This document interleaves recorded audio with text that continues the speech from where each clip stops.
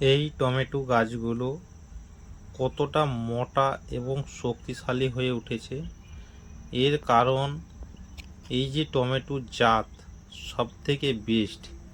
গাছগুলো ডাং দিয়ে ভালো করে বাঁধতে হবে, কারণ গাছগুলো এতটা মোটা এবং পুষ্টি হয়েছে।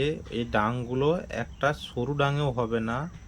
গাছগুলো হাইট 5 ফুট, একটা একটা গাছে 5 কেজি করে টমেটো হবে। প্রত্যেকটা লতিতে একটা একটা টমেটো 100 গ্রাম, 5টা করে 500, এইভাবে কমসে কম 10-12টা লতি একটা টমেটো গাছে যেমন তেমন 5 কেজি 6 কেজি করে টমেটো হবে।